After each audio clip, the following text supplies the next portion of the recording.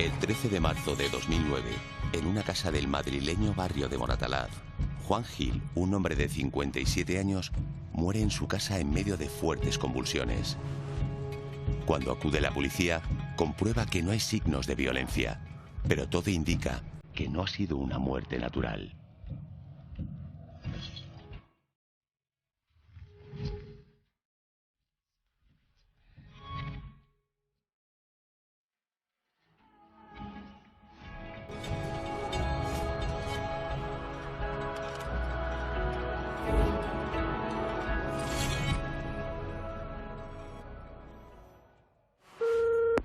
Policía, dígame. Hola, buenos días. Llamo del SUMA para pediros una colaboración en la calle Pico de los Artilleros. Vale, pero ¿qué es lo que pasa ahí? Es una convulsión en una persona adulta y está el ambiente un poco caldeado. Hemos enviado un vehículo de intervención rápida.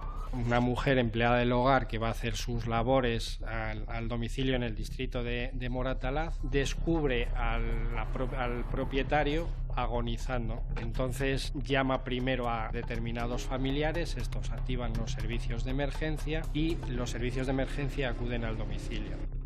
Que tenía una patología previa, tenía un problema de bronquios y de pulmones. Después de la actuación de estos servicios no es posible reanimarle y finalmente fallece. Policía, dígame. Hola, buenas tardes. Llamo del SUMA para reclamaros un servicio en la calle Pico de los Artilleros. Vamos a ver, un momentito. A ver si ya está. Es que es un fallecimiento. Entró convulsionando y ha fallecido. Y está la familia un poco agresiva. Bueno, pues no te preocupes, vamos para allá.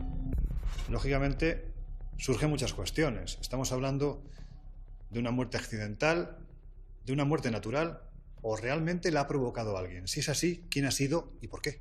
Una vez que ya ha fallecido, nos desplazamos al lugar ante la posibilidad de que se trate de una muerte de etiología homicida. Y la primera información, o lo primero que se puede observar en esa escena, es el cadáver. El cuerpo está completamente desnudo encima de la cama y tiene espuma en la boca. Es decir, no es un fallecimiento que se haya muerto estando dormido en su cama. El cadáver, la verdad, es que impresionaba. Impresionaba porque tenía espuma, toda la cara era como un espumarajo, pero grande, de espuma que el hombre se había reventado por dentro. La persona que encuentra a Juan Gil agonizando es solo testigo de este hallazgo. No ha escuchado ni visto nada que pueda ayudar a los investigadores. Otros serán los testigos mudos que permitan esclarecer los hechos, las huellas y el ADN que aparecen en el escenario. La escena se preserva, no se permite que nadie ajeno a los actuantes se meta dentro del dormitorio, que no se toque nada, que ningún objeto sea manipulado, no se mueve el cadáver, por supuesto, eso nunca, se preserva intacta hasta la llegada del juez. La policía científica tiene que determinar cuáles son las personas que han entrado allí y con qué fin, con la intención de cotejar sus huellas o los vestigios que pueda haber dejado allí con los que se pudieran encontrar del criminal. Primero se hace una visión general de cómo está todo el sitio, la casa, fotografías, vídeos. Se empieza recogiendo ADN, después se recogen objetos para el laboratorio y después ya empezamos a aplicar reactivos químicos en toda la casa. Al cadáver se le protegen las manos, se le cogen evidencias allí en el lugar y luego ya, una vez que ya han retirado el cadáver, ya el siguiente paso es al día siguiente la autopsia. Al día siguiente asistimos a la autopsia. La forense determina en una primera valoración que puede haber fallecido por un edema agudo de pulmón. Por lo tanto, estamos hablando de una muerte puramente natural. Pero, sin embargo, hay algo en los policías que les llama la atención. Yo no sé si llevados por su experiencia, por su instinto, ellos empiezan a sospechar que detrás de este caso puede haber algo más.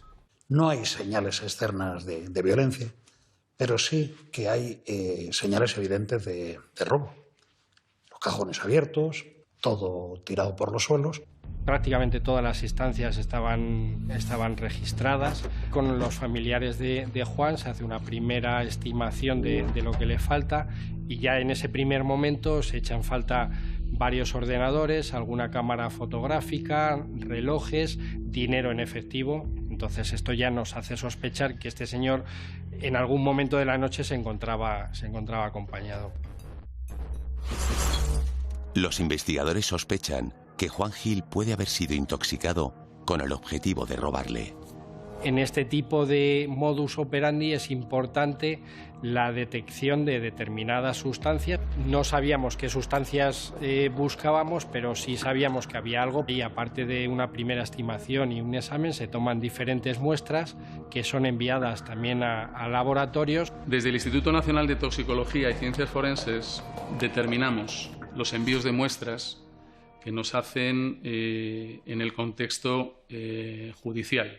Los informes que nosotros realizamos como peritos de la Administración de Justicia deben de resultar claves en este tipo de procesos de investigación. Realizamos un estudio de información toxicológica, un estudio de drogas o de un compuesto químico el cual pudiera estar inmerso o bien en una muerte o bien un sujeto vivo que en su consciencia habitual no las hubiera tomado.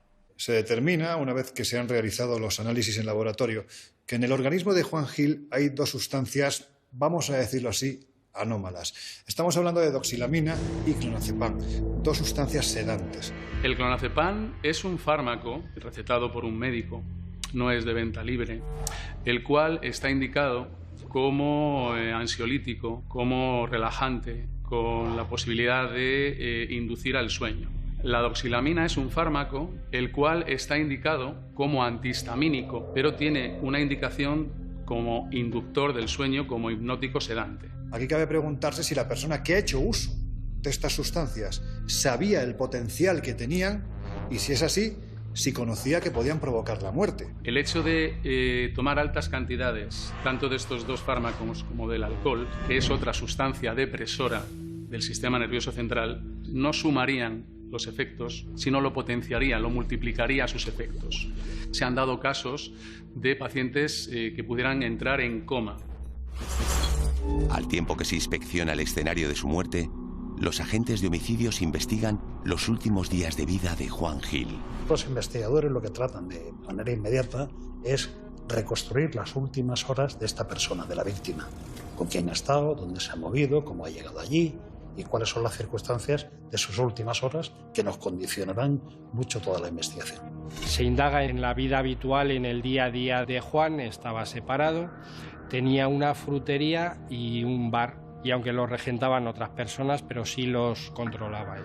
Respecto de familiares, si tiene algún enemigo, si ha tenido problemas, si tiene antecedentes, si está siendo investigado, todo ese tipo de sucesos se mira al detalle.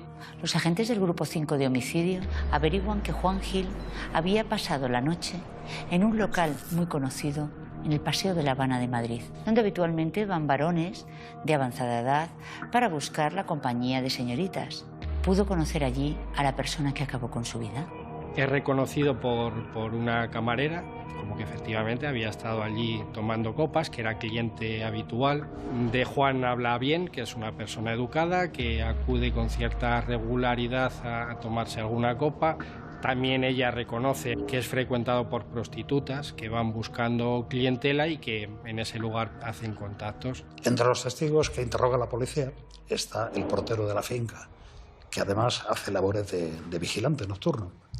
Y este hombre afirma con total certeza que la noche anterior vio llegar a Juan Gil en su coche, pero solo. La pregunta que nos hacemos es, ¿cómo llegó esa tercera persona allí? ¿Estaba ya antes en la casa? ¿Llegó por otra entrada que no controlaba el portero? Él entra solo, entonces la hipótesis nuestra es que ella llega por otro lado, por otro medio, por taxi y demás, y le espera en el portal, desde un punto en el que no puede ser observada por el portero. Se plantea la posibilidad de que Juan Gil ha podido ser víctima de lo que se conoce como el beso del sueño. Se conoce como beso del sueño a la técnica que es seducir a un hombre, arrojarle algo en la bebida, algún narcótico, algún producto, que les provoque inconsciencia o pérdida de voluntad. Una vez que están a su merced, estas mujeres les roban y hacen lo que quieren en la vivienda. Este tipo de actuación, los profesionales la denominan con un concepto verdaderamente sonoro, la sumisión química. Hablamos de sumisión química cuando subrepticiamente intentamos buscar la vulnerabilidad del otro sujeto, intentamos modificar su grado de consciencia, intentamos modificar su grado de alerta, provocando condicionar a que esta persona no sea una persona determinante con sus actos. Lo que se busca, precisamente, es literalmente anular la voluntad de la persona a la que se está llevando a este proceso, en definitiva, de pérdida de conciencia. En el caso de un sujeto que haya podido ingerir o le hayan hecho ingerir 2 fármacos depresores del sistema nervioso central, sí que entra dentro, probablemente, de lo relacionado con asaltos, con delitos facilitados por el uso de drogas. Las denuncias por sumisión química se han multiplicado en los últimos años según datos de la Guardia Civil. Se da por la ingesta de la llamada burundanga u otros tranquilizantes que anulan la voluntad de las víctimas. En esa época hubo mucho de esto de los vasitos, que le echaban cosas, pero no solo en el domicilio, en los bares y en sitios así. Se puso de moda el diazepam, que se lo echaban al hombre, se lo bebía y se atontaba y le quitaban todo. Me disponía a ir para casa en busca de un taxi. Empiezo a sentirme mal y acabo desplomado. Recuerdo cómo tiraban de mi brazo para quitarme el reloj y yo intentaba tirar del brazo y no podía. Recientemente, un equipo de médicos del Hospital de Málaga han concluido que 1 de cada 3 agresiones tienen estos componentes, es decir, la persona que es agredida es sedada para que literalmente pierda su voluntad. Por lo tanto, vemos que es algo más habitual de lo que pensamos. Bien es cierto que los fármacos, como la doxilamina o el clonazepam, tienen cierto amargor, por lo cual sí que podríamos detectar que nos pudieran haber echado algo, dependiendo también nosotros de nuestro grado de conciencia, cómo estemos. Por eso el alcohol continuadamente suele estar implicado en este tipo de contextos. La sustancia más común utilizada en los supuestos de sumisión química es la conocida burundanga, la escopolamina. Pero no es esta la única sustancia que se utiliza. Hay fármacos de uso legal que, suministrados de una forma abusiva o sin guardar las proporciones médicas, provocan los mismos efectos, incluso pudiendo llegar a la muerte. Ha habido casos como la banda del Lesatín, que actuó y hay casos similares que siguen actuando en clubes de alterne, incluso en casas de citas. Lo que hacían es dormir con alguna sustancia a las víctimas para robarle, pasar la tarjeta por el datáfono del club y robarle todo el dinero que había en su cuenta, ¿no? En este punto, la policía científica intenta encontrar evidencias que ayuden a identificar al presunto autor o autores del envenenamiento. Aparecieron huellas de estas personas en una botella de ron y en un vaso. Entonces, bueno, pues esto indica que la persona primero le echó algo en la bebida y la atontó. Algunos criminales son especialmente cuidadosos, tienen lo que llamamos conciencia forense y, conocedores de las técnicas de investigación policial y criminalística, borran todas sus huellas a fin de evitar ser detectados. Otros, por contra, son mucho más chapuceros y dejan en el escenario o sobre el cadáver todo tipo de huellas dactilares, lofoscópicas, palmares o restos orgánicos que permitan extraer su ADN. En esta botella no había una solamente huella, había un cerro de ellas. Que lo que pasa es que cuando te sirves de una botella, una huella pisa la otra. Realmente la que te va a quedar es la última huella que ha tocado esa botella, porque se quedan pisadas, se borran y luego no valen para contar puntos característicos, porque tenemos que contar 8 puntos característicos para que una huella a nosotros tenga validez. Hace unos años, para conseguir de manera óptima una huella digital, se necesitaba que ésta se depositase sobre una superficie lisa, tersa y pulimentada. Ahora, cualquier soporte puede recibir una huella y, lo más importante, la policía la puede detectar. Cada persona tiene su huella, o sea que no hay dos iguales. Las puede tener parecida, pero iguales exactamente no. Entonces, lo que tratamos de buscar es esto, por ejemplo, ¿no? Esto es un delta, esto es otro delta, y entonces mira, esto es un punto, esto es una vuelta, esto es un núcleo. Entonces, todas estas cositas son lo que andamos buscando. Si te aparece una huella en un sitio donde se haya cometido un delito, reza para que te inventes algo bueno, porque si no, lo tienes claro.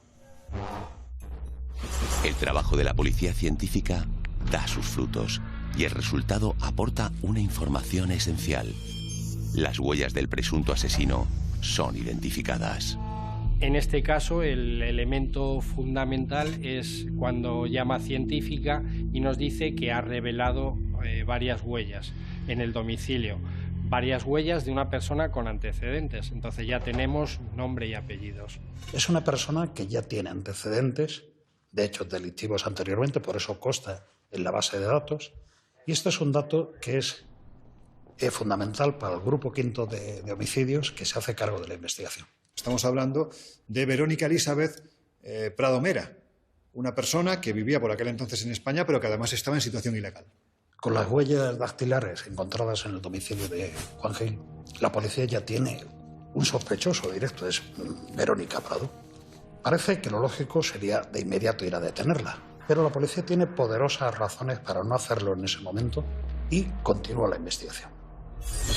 Con esa prueba se podía haber procedido a buscar y a detener a esta persona, pero es una sola prueba. Podía haber dicho que sí, que ella en algún momento ha estado en ese domicilio, pero que en concreto esa noche no estuvo con él, que había estado cualquier otra noche. Ellas pueden decir que estuvieron allí de fiesta con él y se fueron y que él seguía vivo. Entonces optamos por hacer una investigación más amplia y más profunda. El grupo 5 de homicidios lo que hace a partir de ese momento es intentar buscar sucesos similares que se hayan denunciado, que se hayan producido en tiempos recientes en este ámbito geográfico. Fue en la primavera del año 2009 cuando se tuvo constancia de que había una mujer actuando mediante la técnica llamada del beso del sueño, y además la policía sospechaba que podía estar también detrás de la muerte de otro varón ocurrido en el barrio de Salamanca 2 años antes, en el año 2007. Nos encontramos varios casos en diferentes distritos de Madrid, San Blas, en Centro, la denuncia del 2007 en la que resulta fallecido Jesús Cifuentes, y aquí nos encontramos releyendo el atestado policial como el procedimiento es el mismo. La llamada que reciben los compañeros es la de una persona que solicita servicios de emergencia porque se levanta, se ha despertado aturdida, ha descubierto el cadáver de su compañero y el domicilio revuelto. Es decir, lo mismo. En el primer caso aparecen la huella de 2 mujeres y en el segundo te aparece una de la misma, dice, joder, macho, estas se están dedicando a lo que se están dedicando. En abril del 2007 se había utilizado el mismo modus operandi. En esta ocasión con 2 víctimas. Una de ellas falleció. La otra, con suerte, pudo salvar su vida y ofreció con ello un testimonio impagable para los investigadores. 2 años antes, el 22 de abril de 2007, Jesús Cifuentes, de 47 años, convence a un amigo para salir juntos con 2 mujeres que acaba de conocer. Nada, bueno, me contó que había conocido a 2 chicas, hicieron el favor de salir con él, estuvimos tomando algo por la Plaza Mayor, luego de allí cogimos un taxi y nos fuimos a la Sala Rociera y allí estuvimos tomando unos chismes hasta las 2 y pico, las 3, y de allí vinimos a mi casa. Nos sentamos los 4, empezamos a hablar, a beber y ya no me acuerdo de más. Consumen alcohol, se desplazan a su domicilio para mantener en teoría relaciones sexuales. Y lo que sucede a la mañana siguiente es que uno despierta aturdido. Al día siguiente me extrañó, digo, joder, qué raro que este hombre, porque solía madrugar, que no se levantara. Y cuando salí de mi habitación y fui a la otra, ya estaba tumbado en la alfombra. Le estuve dando, digo, joder. Yo digo, algo nos han dado, porque no es normal que no me acordara. Lo siguiente que recuerda es despertarse aturdido y al lado está su compañero fallecido.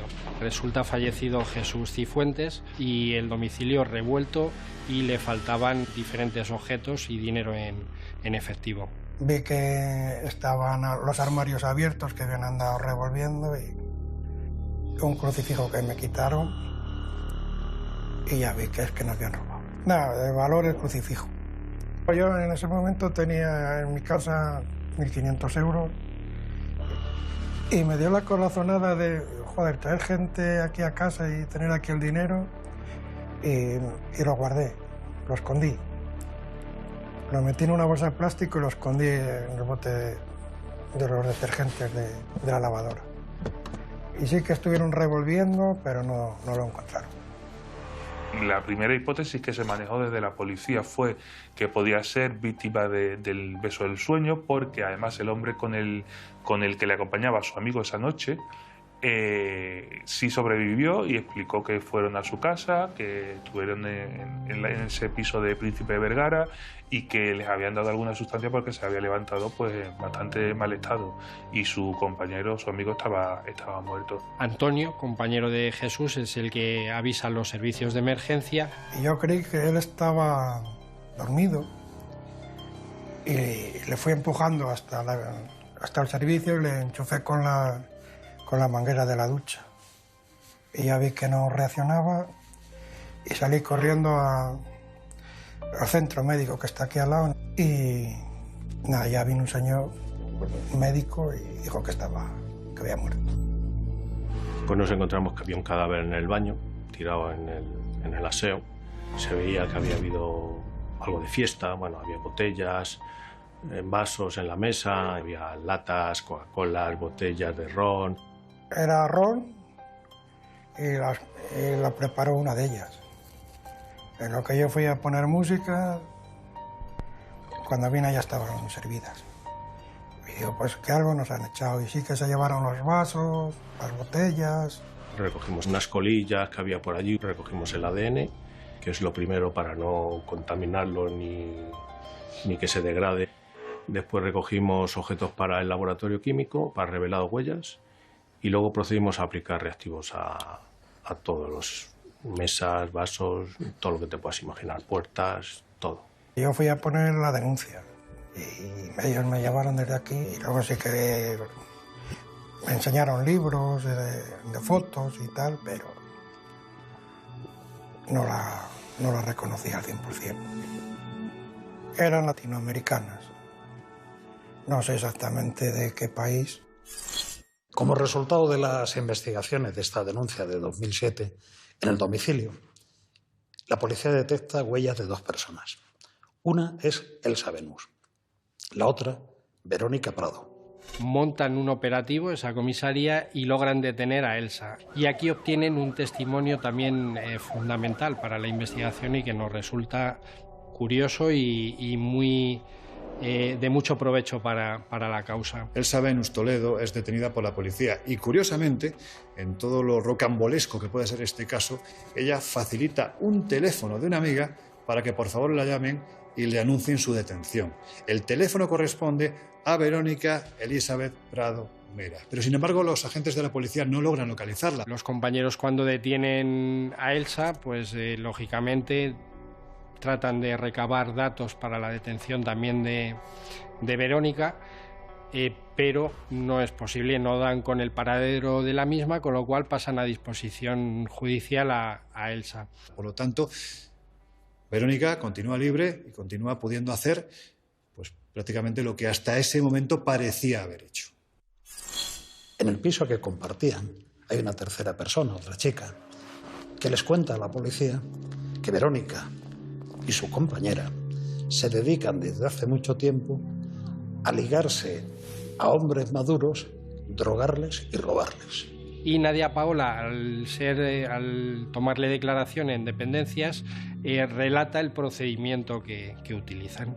Sí declara la policía que en alguna ocasión ha visto a estas manipulando una especie de sustancia azul que mezclan con las vitaminas y que parece ser la madre de Verónica le envía directamente desde Ecuador. Incluso llega a testimoniar que en su hogar y en el bolso de las supuestas culpables ha llegado a encontrar objetos que supuestamente pertenecían a las personas fallecidas. El objetivo final era robar por el medio que fuera y con las consecuencias que fueran, hasta la muerte, porque ella debía de ser consciente de que la sustancia que estaba utilizando y las cantidades que estaba utilizando, como además vio, podían acabar con la vida de sus víctimas. Verónica le cuenta que había oído algo sobre un fallecimiento de la persona con la que efectivamente había tomado copas una noche determinada, pero tampoco le hace demasiado caso. Le da lo mismo la cantidad de sustancia que tiene que suministrar cuando ella, en definitiva, consigue lo que quiere, que es dinero y efectos que pueda hacer dinero efectivo. Todas las víctimas son hombres, varones, de avanzada edad, que frecuentan locales de ocio nocturno, donde pueden conocer a mujeres más jóvenes. ¿Estamos detrás de la pista de una depredadora que busca a este tipo de víctimas? La madrugada del 1 de mayo, la envenenadora del beso del sueño vuelve a actuar. Esta vez lo hace en Alcalá de Henares. Su víctima es Isidoro Rioja, un hombre de 64 años. Se recibe una llamada en comisaría en la cual una persona manifiesta que se ha dirigido al domicilio de su padre y cuando ha entrado en el interior pues se ha visto que estaba revuelto el domicilio y que además su padre estaba tendido en el suelo inconsciente. En este caso la escena que se encuentran los agentes es prácticamente idéntica. Tenemos a una persona de una cierta edad que parece estar literalmente groggy, es decir, ha perdido completamente la conciencia. Quizás lo interesante de este suceso y lo que salva la vida de esta persona es el hecho de que sea su hijo el que lo encuentra con tiempo suficiente para ser trasladado al hospital y de esta forma recibir las atenciones médicas que acaban por salvar la vida de él. Una vez que se ha trasladado al hospital de Alcalá, nuestra misión ahora procede a intentar recabar las máximas pruebas posibles, comprobar los testigos que hay en esa zona que nos puedan ayudar al esclarecimiento de los hechos. Isidoro Rioja sobrevive a esta situación y una vez que está en condiciones declara ante la policía. Este hombre cuenta que ha estado en una discoteca aquella noche y que allí ha conocido a unas chicas y una de ellas se ha ofrecido para acompañarle a su casa en Alcalá de Henares y allí pues tomar una copa y mantener relaciones. Policía científica se persona en el escenario del crimen. Toman de nuevo huellas, restos orgánicos de los que poder extraer ADN. Por parte de Policía Científica se recogen los vasos, que incluso en alguno de ellos se observa una sustancia en su interior. Pero en esta ocasión hay otro testigo invisible, las cámaras de seguridad. El domicilio estaba anexo al lugar de trabajo de la víctima y, claro, al ser una empresa de transportes tenía cámaras de seguridad. Visionando las cámaras de seguridad fue cuando comprobamos que una mujer habría estado en ese domicilio, entrando en las habitaciones, saliendo, entrando, recogiendo objetos, introduciéndolos dentro de una maleta y posteriormente abandona ese domicilio. El intento de homicidio de Isidoro es un punto clave porque, si bien es verdad que preparaba muy bien los casos en los que se metía, los robos en los que perpetraba, sí es verdad que ella después no tenía tampoco muchas medidas de seguridad, porque se dejaba huellas dactilares, se la grabó en el caso de Isidoro, en Alcalá de Henares se la grabó por las cámaras de seguridad. El siguiente paso para nosotros que se nos plantea, dado que este domicilio está a las afueras de Alcalá, es que esta persona ha tenido que abandonar ese lugar, trasladarse con esa maleta de alguna manera. Y era muy extraño que se hubiera ido con la maleta a esas horas, tirando de ella hacia Alcalá de Henares o hacia Madrid. Con lo cual nos planteamos cuál habría sido su medio de transporte. Y el único modo que podría ser eran dos: o que alguien hubiera venido a recogerla con un vehículo o a través de algún servicio de taxis. Pidió un taxi y después el testimonio del taxista fue fundamental para identificarla y para dar con ella, con su paradero. Fue definitorio y la clave absoluta para poner nombre a esas imágenes que habían visto previas. Cuando hace esa llamada al taxista, ella de alguna manera está dejando ya una marca, le está dejando ya a la policía una puerta abierta para poder identificarla. Eso nos permitió coger una línea de investigación que nos llevó a comprobar que había otro grupo en Madrid trabajando un tema similar a al nuestro. Al igual que en el caso nuestro de Madrid, aparecen también huellas, aparecen rastros de Verónica, y ahí ya es cuando se toma la decisión de trabajar conjuntamente con Alcalá de Henares. Los dos equipos investigadores, el domicilio de Madrid y el grupo de policía judicial de Alcalá de Henares, comienzan a trabajar en equipo. En esos momentos no podemos ponerle una orden de busca y captura porque si es detectada por cualquier patrulla, lógicamente tendrían que detenerla y no teníamos toda la base probatoria que pretendíamos nosotros.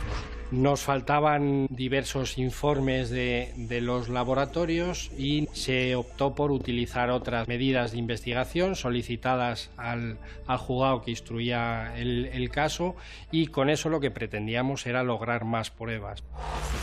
A partir de ese momento, la policía sigue de cerca cada uno de los movimientos de Verónica Prado. Tenemos ya un domicilio incluso donde esta persona puede vivir. Pues ya lo que se trata, claro, dado la gravedad de los hechos, es iniciar una vigilancia continua. La vigilancia no es solamente una vigilancia que se haga in situ en la puerta del domicilio. Previamente a eso, y en muchas investigaciones, lo que se hace es obtener mandamientos judiciales para que haya una escucha telefónica, pues para que poder, digamos, triangular el teléfono si hace falta. Se establecen diferentes dispositivos con personal, dispositivos de seguimiento.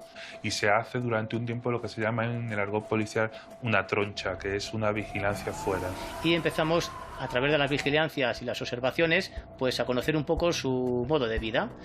Cuándo sale, a qué horas, qué horarios, cuándo va de fiesta o a trabajar, entre comillas. Hasta que se ve que es el momento en que hay que actuar, teniendo en cuenta que hay que pillarla con pruebas, pero también para evitar que ocurra un mal mayor y que haya una cuarta víctima. Continuamos con la investigación, estrechamos el cerco, descubrimos más casos y el temor es que reúna dinero y en un momento determinado decida huir del país, con lo cual urge su detención.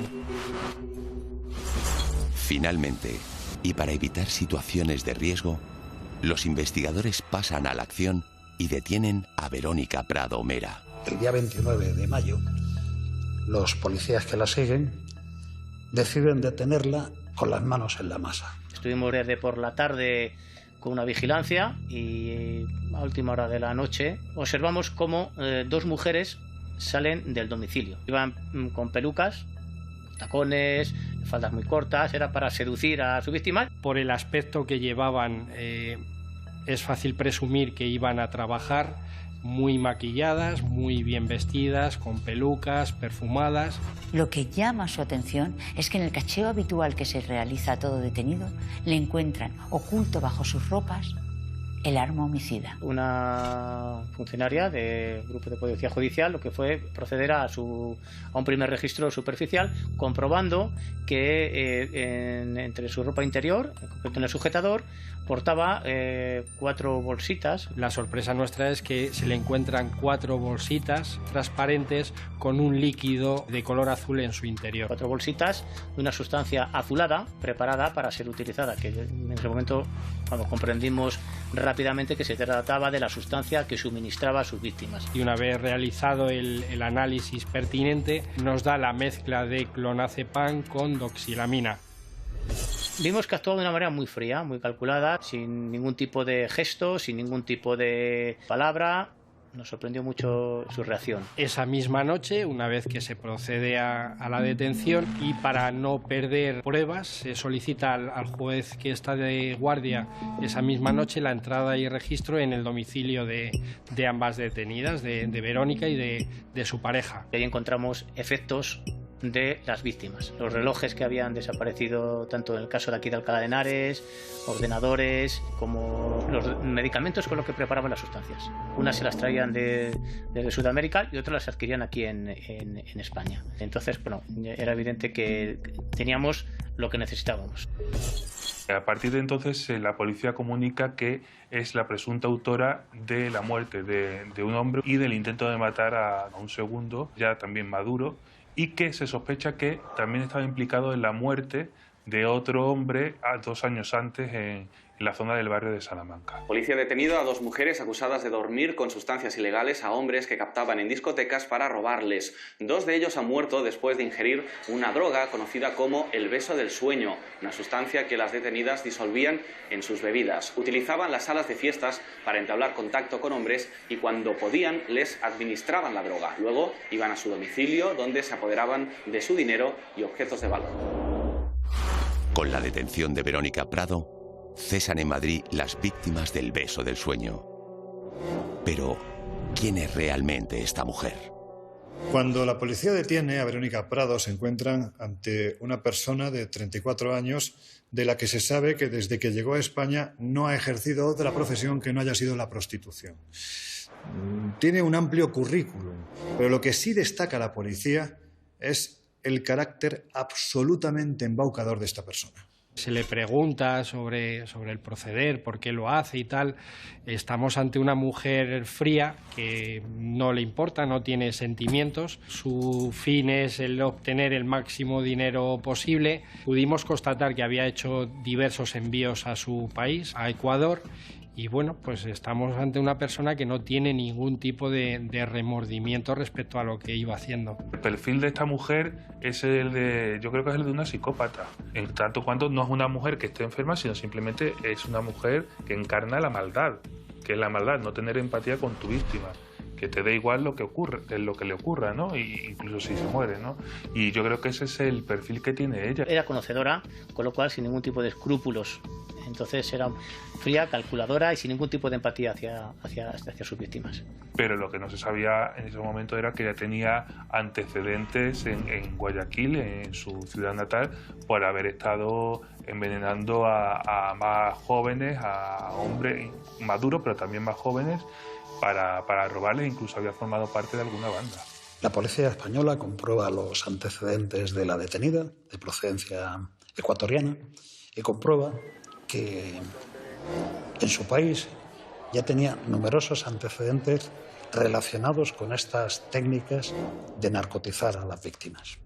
Si me preguntas por los pasos de Verónica Prado Mera en Ecuador, podemos remontarnos al 20 de abril del 2012 en Guayaquil, provincia del Guayas. En ese sitio la policía la detuvo junto a una amiga. Ellas fueron detenidas por usar somníferos y dormir a dos jóvenes en el sur de Guayaquil y desvalijarlos. Las dos jóvenes subieron a un vehículo con los muchachos y se los llevaron a una casa de citas, donde los desvalijaron. Verónica es detenida en Ecuador e ingresada en prisión. Al poco tiempo sale en libertad provisional a espera de juicio. 5 años después, cuando es requerida por los tribunales, ya no se encuentra en su país. La jueza Manrique llamó a juicio a las procesadas Prado y Montoya por el delito de hurto y se confirmó la prisión preventiva de ellas. Luego de lo cual la defensa de ellas pidieron una fianza, la cual fue aceptada, recordamos. Fue aceptada y ellas lograron salir del país. En el año 2007 muere Jesús. Ya sabemos cuál había sido su país de destino. Estos delitos, los que utilizan ese denominado como beso del sueño para llevar a cabo sus actos, no conocen fronteras. Prácticamente podemos decir que se han producido en muchísimos países del mundo. Pero sí es cierto que con especial virulencia en la década de los 90 y a principios del siglo XXI se ceban especialmente con Ecuador. Los dulces sueños, el modo delictivo que usan las bandas de asaltantes en Guayaquil y todo el Ecuador para dormir a sus víctimas y robarles, tuvo su auge entre el 2002 y 2013. Las autoridades ecuatorianas atribuían los hechos delictivos a prostitutas o damas de compañía que escogían a sus víctimas en centros de diversión nocturna. Lo que ocurre es que, a diferencia de lo que posteriormente sucederá en España, el perfil es muy diverso. No tenemos un patrón común de persona, no tenemos un patrón común de hombre, sino que el espectro es tan amplio que evidentemente confunde a los investigadores. No existe una cifra exacta de las víctimas de estos delincuentes, porque muchos de ellos sienten vergüenza con sus amigos, con su familia, de saber que fueron a un bar a buscar mujeres y fueron dormidos y asaltados. Sin embargo, en el 2017, la policía reveló que existieron 411 robos usando sustancias psicotrópicas o tranquilizantes, y en el 2016 la cifra fue mucho más alta, con 577 casos. El mismo año, 2002, en el que Verónica es finalmente detenida, por las calles de Guayaquil aparece un joven español de 22 años al que para la policía, dado el estado que presenta. Es un hombre que va semidesnudo, no tiene documentación ninguna, está totalmente perdido, no es consciente de lo que está haciendo. Es como si hubiera tomado algún tipo de sustancia que le ha llevado a ese estado. Le habían suministrado una sobredosis de un sedante muy potente por estas bandas, por estas mujeres que integran y que trabajan bajo esta modalidad delictiva de los dulces sueños. No se pudo identificar primeramente y fue llevado al Centro de Detención Provisional de Guayaquil. Luego también fue trasladado al Hospital Psiquiátrico Lorenzo Ponce, donde recibió tratamiento y se determinó su estado de salud para enviarlo a España. En octubre de 2010 comienza el juicio contra Verónica Prado Mera.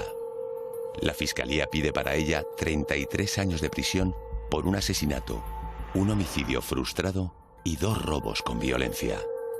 Y hoy ha comenzado el juicio contra una mujer acusada de matar a un hombre con el método conocido como el beso del sueño. La acusada conquistaba a hombres en locales de ocio nocturno, les convencía para tomar una copa en casa de ellos y allí les drogaba para robarles. A uno lo mató y casi acaba también con la vida de otro hombre. La acusada parece que ha reconocido parte de los hechos que se le imputan, no en la totalidad. Y bueno, pues de la prueba practicada, el resto de los testigos han corroborado lo que ha manifestado la acusada. El comportamiento de ella durante el juicio fue un comportamiento muy frío. No tuvo empacho en decir que bueno, que sí, que es verdad que le suministraba sustancias a las víctimas, pero que en ningún momento, que bueno, que solamente que pensaba dormirlas, ¿no? Tuvo ese descaro de decir eso en la sala. Las declaraciones de ella pues están muy claras y son contundentes, ¿vale? Ha reconocido parte de los hechos y ha reconocido lo que todo el mundo sabía, que se dedicaba a ello y que bueno, pues se robaba, ¿vale? El resto no lo ha reconocido y es meramente accidental, ¿vale? Tenemos que esperar a que se desarrolle el juicio completo y el resto de las pruebas. Y después tuvo sí que reconocer que había participado en esos hechos, pero solamente en los robos, porque las pruebas eran contundentes contra ella. Durante el juicio, Verónica reconoce que utilizaba estos productos para robar a sus víctimas, pero dice que nunca pretendía matarlos. La cuestión es que una persona que desconoce el alcance de estos productos puede provocar la muerte. Uno de los testimonios que resultó clave durante el juicio fue el de Nadia Velázquez, porque la propia Verónica reconoció, como esta primera dijo, que habían estado viviendo juntas. Incluso Nadia aseguró que en alguna ocasión, ante alguna noticia que salía en medios informativos, pues ante la muerte de personas, de hombres, en estas circunstancias, pues le había preguntado que qué había ocurrido y ella había dicho que sí, que efectivamente en alguna ocasión alguno de los hombres a los que había robado había fallecido. Ante la pregunta de la propia Nadia de si había sido por sobredosis, la respuesta de Verónica fue muy clara, dijo que sí. Siempre ha negado que ella pretendiera matar a nadie, ni se le pasaba por la cabeza y lo ha dicho muy claro y yo creo que todos lo hemos oído, ¿vale? ¿Cuál era su intención? Bueno, pues realmente lo que hace no está bien, ¿vale? Porque, bueno, pues roba y roba con un método que es muy escandaloso, pero ella no pretende ni ha pretendido nunca matar a nadie, ¿no? Está tan escandalizada como todo el mundo cuando se enteró que alguna persona había fallecido por esto. El informe forense demostró que las sustancias utilizadas con las víctimas tenían una alta potencialidad letal, incluso en dosis menores y por separado. Todo ello se vio aumentado cuando se unieron y además se mezclaron con alcohol. La dosis, pues bueno, yo solo puedo decir lo que ha dicho ella. Ella lo tomaba, a ella nunca le ha pasado nada, ¿vale? Con lo cual no pretendía que le pasara nada a nadie, ¿vale? Ella lo tomaba para dormir. Eso es lo que nos ha dicho y es lo que yo pienso, ¿vale? Si la dosis que ella utilizaba es la misma que ha podido utilizar con estas personas, ¿sabes? La cantidad mínima de las dosis que se establecía era en torno a 23 veces la dosis recomendada por el prospecto del medicamento. Y así lo dijeron los peritos, en dosis de hasta 23 veces la recomendada para la salud, con lo cual tenía unos resultados devastadores para sus víctimas, claro, como se vio. No creo que pretendiera más allá de que se durmieran y digamos asegurar que podía hacer lo que hacía después sin ningún problema. Uno de los testimonios fundamentales, de las pruebas fundamentales, es la que aporta el taxista. Hay dos versiones. Una, la familia de Isidoro cree que pudiera estar compinchado con ella porque además le dio un GPS, le regaló un GPS para el taxi, que venía de robárselo precisamente a Isidoro. Pero por otra parte la policía cree que no, que había estado por circunstancias enmarañada en todo este asunto, pero que no tenía nada que ver con ello. Isidoro Rioja, una de las víctimas que logró sobrevivir a las tácticas de Verónica Prado, aseguró que en el momento en el que se encontraron, él llevaba una medalla sanitaria donde advertía que sufría una patología cardíaca. En esta medalla simplemente ponía tomosintrón, es una medicación habitual en personas que tienen este tipo de patologías cardíacas. Claro, respecto a la chapita grabada en oro con la inscripción de Sintrón, cualquier persona que la lea, pues es fácilmente entendible que esa persona necesitaba o tenía un peligro potencial y necesitaba una asistencia determinada. Se pudo demostrar en el juicio que ella era conocedora de esa enfermedad y que al suministrar esa sustancia tenía que prever que esta persona podía fallecer. Cuando finalmente Isidoro es encontrado por su hijo en el estado prácticamente a punto de fallecer, podemos decirlo, lo que llamó la atención de su hijo es que el padre, en primer lugar, no tenía la camisa puesta y la medalla había desaparecido. ¿Quién se la llevó? En el juicio, como es natural, se visionó las imágenes de las cámaras de seguridad de la empresa de Isidoro Rioja. En esas imágenes se reconoció Verónica como la persona que arrastraba la maleta y salía de la empresa.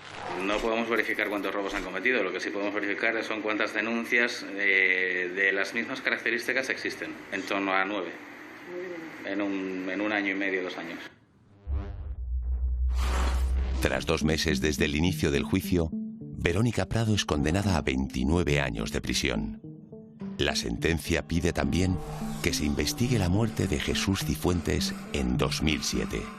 Probados los hechos y con Verónica enfrentándose a una importante condena, los investigadores llegan a la conclusión de que además este caso puede estar vinculado con el de Jesús Cifuentes. En el caso de Cifuentes ya no se podía volver para atrás porque ya no íbamos a encontrar esa sustancia, pero el modus operandi era clavado, era idéntico. Por lo tanto, se pide exhumar el cadáver de esta persona, pero no se puede hacer nada, porque Jesús Cifuentes había sido incinerado. Entiendo que en el caso de Jesús Cifuentes no se lograron hallar, con lo cual el tipo penal que le pudieron aplicar fue el de robo violento. La defensa de Verónica Prado recurrió a la sentencia. Alegaba vulneración de derechos fundamentales, a la tutela judicial efectiva y a la presunción de inocencia. Defendían que el fallo se había predeterminado.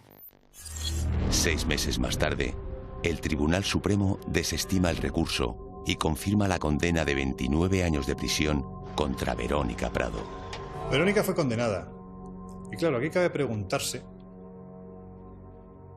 si no hubiera sido así, si finalmente no hubiera dado con sus huesos en la cárcel, ¿podría haber seguido cometiendo este tipo de delitos? Bueno, pues a la vista del currículum que ya traía antes de empezar a hacer lo que hizo en España, da la sensación de que la respuesta sería afirmativa. La propia sentencia condenatoria estableció un periodo máximo de cumplimiento de condena de 25 años. No saldría en libertad de cumplir íntegramente la misma hasta el año 2034. En realidad, desde el primer cuarto de condena, Verónica Prado ha podido pedir permisos. Y a la mitad de la condena, incluso solicitar la expulsión a su país. Si no se hubiera podido detener a estas personas con las sustancias vestidas para cometer esos hechos, los demás hechos, pues bueno, seguramente no hubieran quedado demostrados o que hubieran quedado en unos robos con violencia. El tiempo nos dio la razón y el haber hecho una investigación de desarrollo y larga de tiempo nos llevó a conseguir un buen número de pruebas, como así constata la sentencia y la condena a la que es sometida. Y si hubiéramos tirado por el camino corto, ya es opinión personal mía, hubiera seguido actuando y posiblemente hubiésemos estado lamentando otras desgracias personales. Yo estoy totalmente seguro de que hay muchísimos más casos, de que hay gente que evidentemente no ha muerto, pero que ha sido víctima y que no dirán nunca lo que ha ocurrido por vergüenza. Lo irónico de este caso es que Verónica Prado, que fue condenada por los hechos cometidos por ella, en un juicio con garantías y en un Estado democrático y de derecho, resulta que ahora su entorno está reivindicando que sea trasladada a Ecuador, porque aquí está sufriendo una pena excesivamente dura. Verónica Elizabeth Prado Mera cumple condena en la cárcel de Topas, en Salamanca. La verdad es que se sepa, hasta el día de hoy jamás ha mostrado arrepentimiento de los actos por los que fue condenada y por los que se terminó concluyendo que ella realizó. La justicia logró probar que Verónica Prado mató a Juan Gil y casi acaba con la vida de Isidoro Rioja. Lo que nunca sabremos es si su nombre está detrás de otras víctimas del beso del sueño que nunca llegaron a denunciar.